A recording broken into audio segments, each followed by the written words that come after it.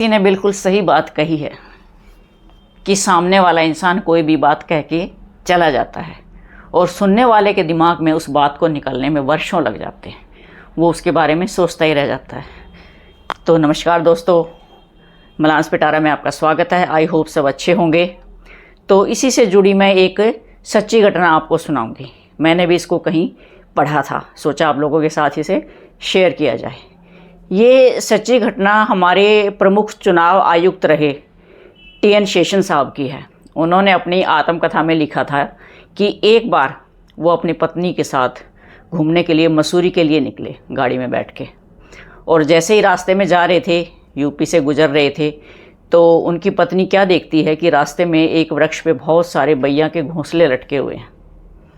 मैंने भी एक वीडियो डाली थी, आप देखना पीछे, बैया के घोंसले। और उसमें वो कितनी शिद्दत से उन घोंसलों को बुनते हैं, कितने जतन से, कितनी मेहनत से। एक कुशल कारीगर, एक इंजीनियर भी वैसे घोंसले नहीं बना सकता। तो ये हमारी मानव फितरत है कि काश ये चीज़ भी हमें मिल जाए, हम उसको डेकोरेशन के लिए सजाएं। लेकिन वास्तव में वो उनका तो घर है, उनके बच्चे उसमें रहते हैं। इसीलिए जैसे हम भी एक एक पैसा जोड़ के अपने लिए आश्रय बनाते हैं, घरौंदा बनाते हैं, वो भी ऐसे ही एक एक दिन का चुन के, चोंच से सील सील के, इतनी कारीगरी से इतने सुंदर घोंसले बनाते हैं ताकि उनके बच्चे वहाँ आराम से रह सकें। ये पेरेंटल केयर है उनका। तो उनकी पत्नी ने इच्छा जाहिर की कि शेषन साहब, मुझे ये घोंसला चाहिए और मैं इनको अपने घर में डेकोरेट करूँगी, सजाऊँगी। क्योंकि प्रकृति की कई चीज़ें, कई कलाकृतियाँ इतनी सुंदर होती हैं नेचुरल, कि वो अच्छी लगती हैं। तो टी.एन. शेषन साहब ने गाड़ी रोकी, अपने गार्ड और ड्राइवर को भेजा कि जाओ वो घोंसले लाने का प्रबंध करो। तो उन्होंने जाके देखा वृक्ष के पास कि वृक्ष जो है बहुत ऊंचा था और वो वहाँ तक नहीं जा सकते थे घोंसला तोड़ने के लिए। उन्होंने कहा, साहब घोंसले तो बहुत ऊपर है, हम तो नहीं तोड़ सकते। तो पास में ही एक गडरिया था बच्चा, वो भेड़ चरा रहा था। तो ड्राइवर ने कहा उस बच्चे से कि बच्चे इधर आओ। उसने पूछा, हाँ जी बोलो क्या बात है, कि हमें ये घोंसले चाहिए और हमें ये घोंसले तोड़ के दो।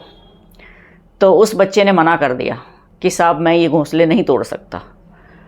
उन्होंने फिर उसको लालच दिया कि हम तुझे 50 रुपये देंगे, तुम ये घोंसला हमें तोड़ के दो। बच्चा फिर भी मुकर गया और चला गया, अपनी भेड़ चराने में मस्त हो गया। ड्राइवर और गार्ड वापस टी.एन. शेषन साहब के पास आ गए कि हम तो वहाँ पहुँचने में असफल हैं, और उस बच्चे से हमने रिक्वेस्ट की थी, उस बच्चे ने घोंसले तोड़ने से मना कर दिया।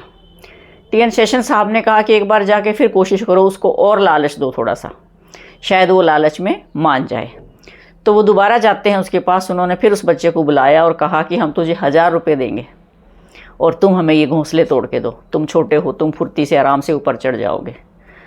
उस बच्चे ने फिर कहा कि आप चाहे 1000 की जगह मुझे 5000 भी दोगे, तब भी मैं ये घोंसले आपको तोड़ के नहीं दूंगा। तो ड्राइवर ने पूछा कि क्यों नहीं दोगे? कह रहे मैं ऐसा नहीं कर सकता। वो फिर वापस आए शेषन साहब के पास ड्राइवर की, सर उसने बिल्कुल मना कर दिया है। तो टी.एन. शेषन साहब ने कहा उस बच्चे को मेरे पास बुलाओ, मैं शायद उसको मना सकूं और लालच देके। उस बच्चे को बुलाया गया गाड़ी के पास। टी.एन. शेषन साहब ने पूछा, भाई मैं तुझे, तू मांग जो चाहता है मैं तुझे वही दूंगा, लेकिन मुझे अपनी पत्नी की इच्छा पूरी करनी है, तू ये घोंसले मुझे ला के दे। तो उसने कहा, सर मैं ऐसा नहीं कर सकता, इन घोंसलों में जीवन बसता है, इन घोंसलों में बैया के बच्चे हैं और उनकी माँ उनके लिए चुग्गा खाना लेने गई हुई है, और शाम को जब उनकी माँ वापस आएगी और वहाँ अपना घोंसला और अपने बच्चे नहीं देखेगी तो उसके दिल पर क्या बीतेगी। मैं उसकी दुनिया, उसका संसार मैं नहीं उजाड़ सकता, तो इसलिए मुझे माफ़ कीजिए। और ऐसा कहकर वो चरवाहा, गडरिया या भेड़ चराने वाला बच्चा चला गया।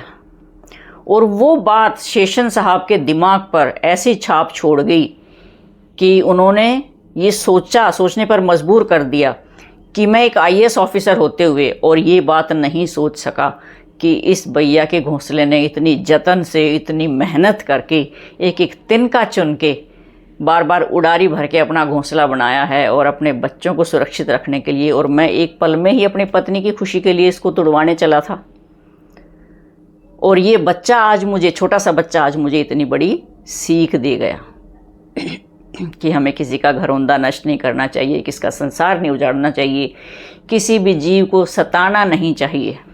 तो ये होते हैं संस्कार। शिक्षा और संस्कार में बहुत फ़र्क है।